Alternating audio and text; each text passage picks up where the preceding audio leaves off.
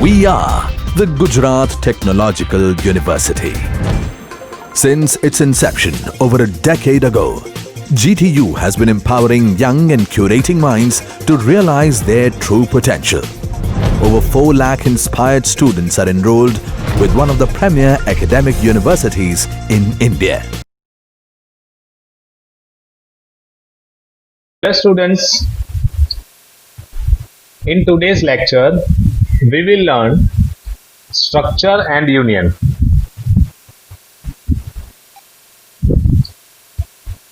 The content of today's lecture is introduction of structure, introduction of union, bit fields in structure and union, selection operators in structure and union, different ways to access members of structure. Let us start with the first topic, that is introduction of structure. Basically, we have implemented so many programs in C language, but they all have a limitation that the variables declared in such C programs can store only one value at a time. It may be required that we would like to store multiple attributes of a single object in a C program. Such kind of cases can be resolved with the help of structure. So, with the help of structure, we can pack the data of different types together. We cannot store multiple types of data in a single primitive variables. Structure is a mechanism for packing the data of different types. It's convenient tool for handling a group of logically related data items. For example, if I would like to store the detail of a student, at that time a student may have enrollment number, name, address, age, branch, contact number. For storing the detail of 50 to 60 students, we require large amount of variables. And if we are using large amount of variables, then it is quite difficult for us to manage and remember the name of such variables related to a particular student. So, the concept of data structure can be used to resolve such kind of issues. It helps us to organize complex data in more meaningful way. Here, let us see the definition of a structure. Structure can be defined using struct keyword. For example, over here I have displayed one structure called student, which is having 4 members, that is integer enrollment number, character name, character address, and integer age. In the structure definition, you can see I have included a string also. You need to remember over here, structure always ends with a semicolon.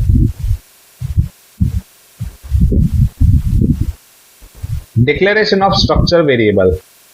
For the structure defined earlier, we can declare variables in the following way. Either we can write in our main method the following statement: struct student st1, st2, st3, or else we can declare a structure variable at the end of structure definition. Members of structure are not variables. They do not occupy memory until they are associated with structure variables like st1. At the time of compilation, a separate memory space will be reserved for each structure variable. And if we are declaring multiple structure variable, then the member of such variables, or you can say the member of such structure variables, are having separate memory space for each other. We can also combine structure definition, a variable declaration together in the following way. Struct student integer ER number character name, character address, integer age, st1, st2, st3. Over here in this definition, I have declared three structure variable of type student.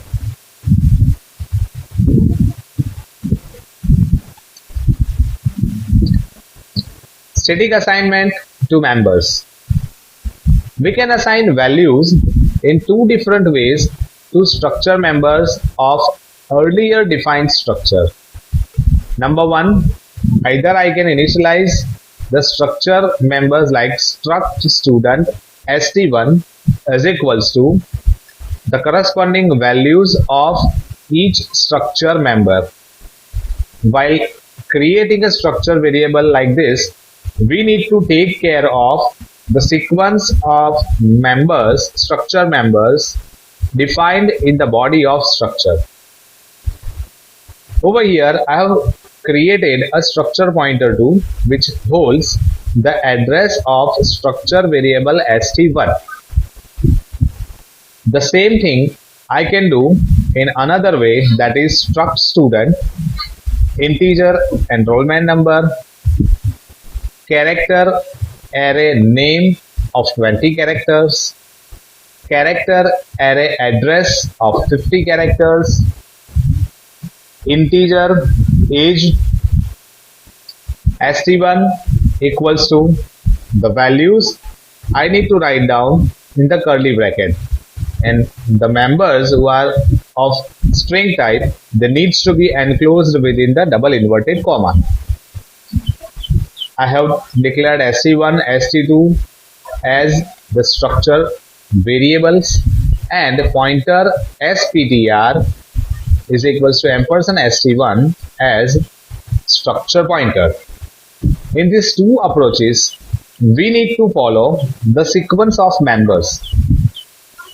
Members cannot be initialized in structure template. We cannot assign values to structure member while defining the structure. Of course, partial initialization is allowed, but uninitialized elements should be at the end. It means the partial initialization can be defined, for example, st1 equals to 2. The rest of the three parameters can be assigned using the dot operator or an arrow operator in structure pointer. Uninitialized integer or float will be assigned to 0, and character will be assigned to null character. Copying and comparing structure variables. When two variables of same structure type are to be copied, then it is possible in the way we are doing with the ordinary variables. That is, for example, st1 and st2 are two structure variables of structure student, let's say, and I have assigned the values to the members of st1 variable. Then I can copy the version of st1 structure variable to st2 structure variable by writing st2 is equals to st1, so that all the values assigned to the members of st1 will be assigned to the member of st2. In other way, I can say I have created a duplicate version of st1. They both are having the separate memory space. Comparison of same structure cannot be performed like ordinary variable comparison, but we need to compare each members of it individually. If I would like to compare the members of st1 and st2, then I cannot write st1 double equals to st2. Instead of that, I need to write down st1 dot name or st1 dot age double equals to st2 dot age. strcmp st1 dot name comma st2.name. I can compare the different variables of same structure in this way. We can create an array of structure in the same way we are creating an array of primitive data, right? And they all the elements of array holds the separate memory location for each elements and members of it. For example, if I would like to create an array of integer, I will write integer a square bracket 10. It creates an array of 10 elements. Similarly, we can create an array of structure by writing struct student st of 10, which creates 10 separate variables being identified by its index value. The total size of structure variable is the addition of size of all the members of structure. For example, if my structure contains one integer and one character variable as a member of it, then the size of my structure will be 2 for integer plus 1 for character is equals to 3 bytes.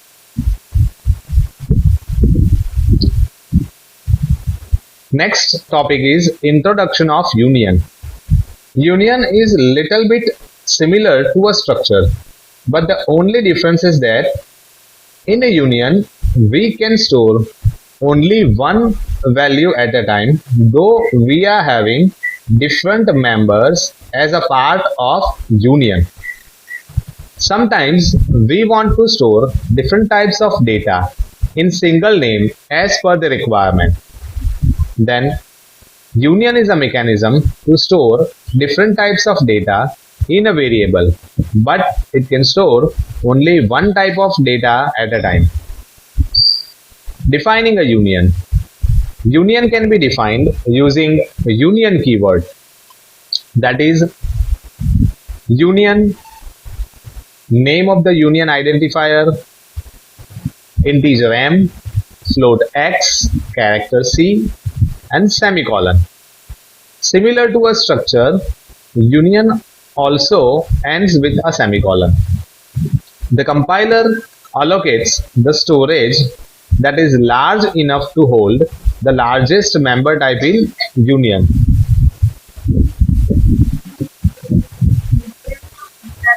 For example, for the union specified above or defined above, I can say the size of union is the maximum variable data type. That is, the float is having the maximum size.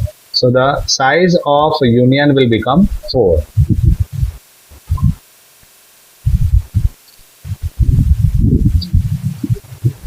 All the three members of union shares the common memory space. When a different member is assigned a new value, the new value overrides the previous member's value. As I explained earlier, union can store only one value at a time. So from these three variables, if we store a value to a single member, then whenever we try to store value to another variable, the first variable's value will get vanished. Declaration of union variable. For the union defined earlier, we can declare variables in the same way as we have declared in structure. That is a union name, variable name, semicolon. Static assignment to members of union. We can assign the values to union members same as we are assigning to structure member, but we need to always remember only one variable can be assigned at the same time.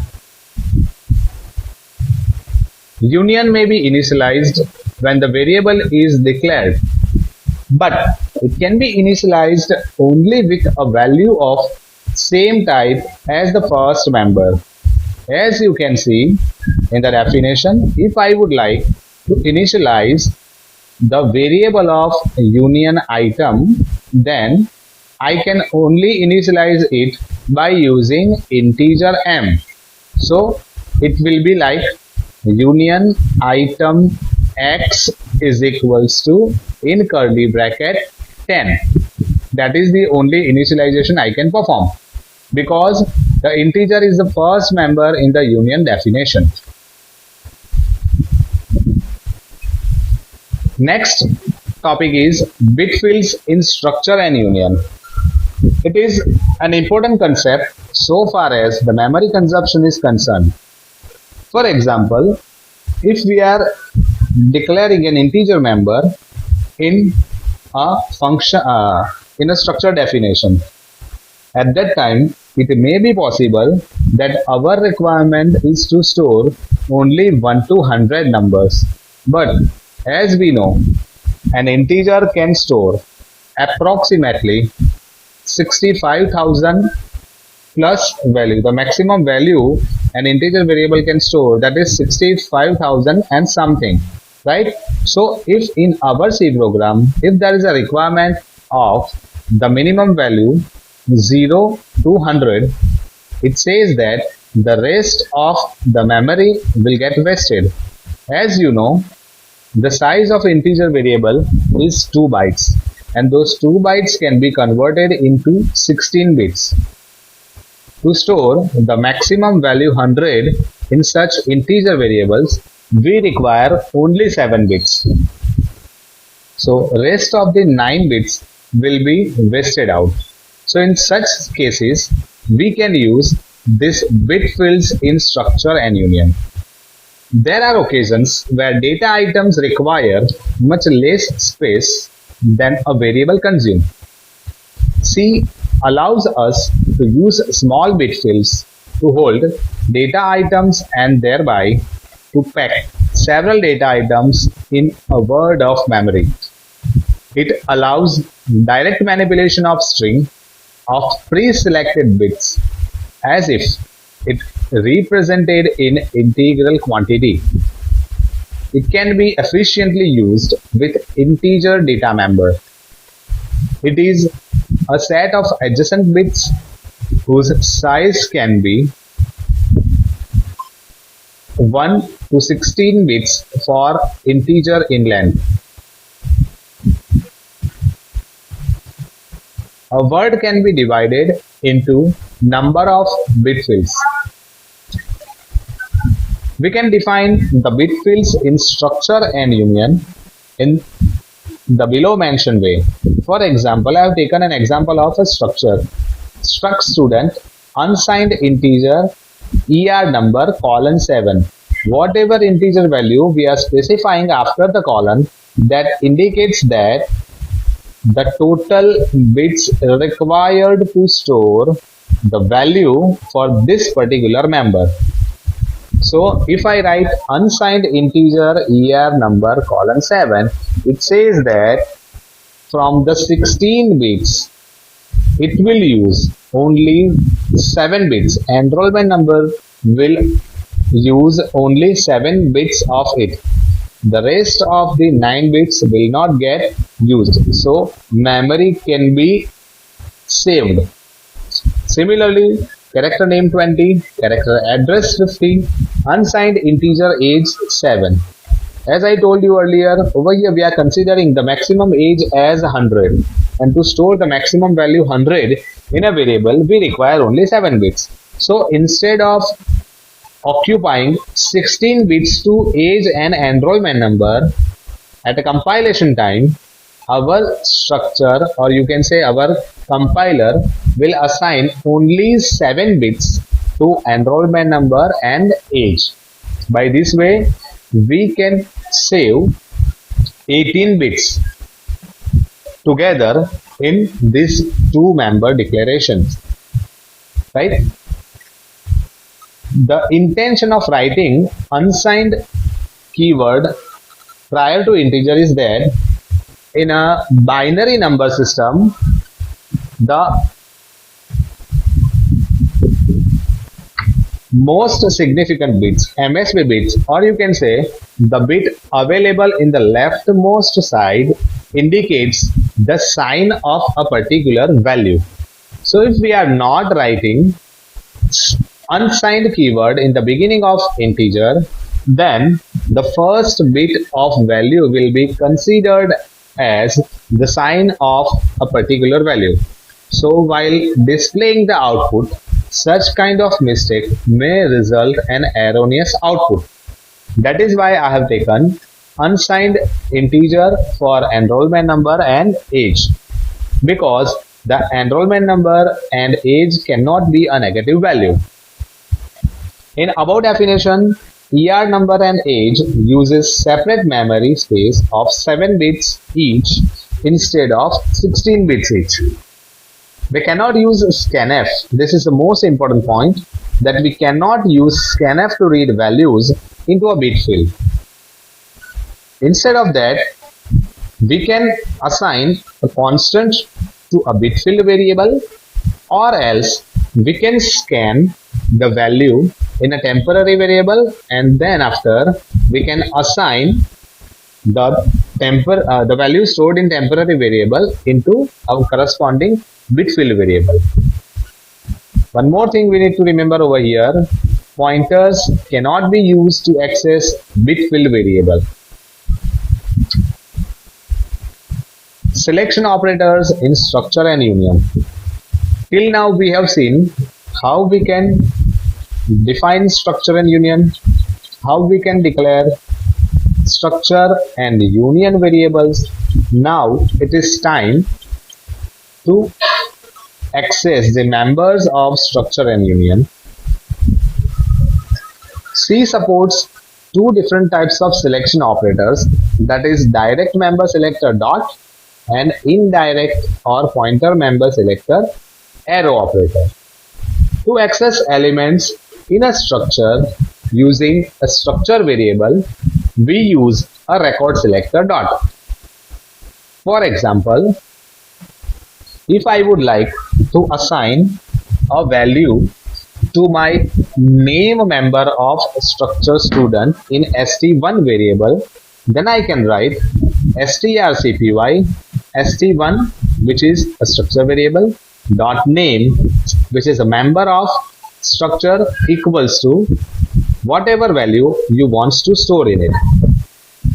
Suppose that the object S is of struct type student and SPTR is a pointer to student, then if M is a member identifier declared in structure, these two expressions like s.name and SPTR arrow name represent the member object name in student data structure.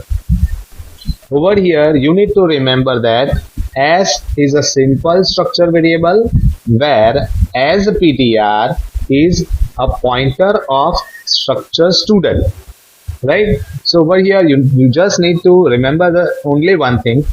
If you are using pointer for a structure, then you can access the member of that structure using the pointer with the help of arrow operator. The expression SPTR arrow age is convenient synonym for pointer SPTR dot age. That's it for today's lecture. I hope you have understood the concept of structure and union. Thank you. Thanks for watching my lecture.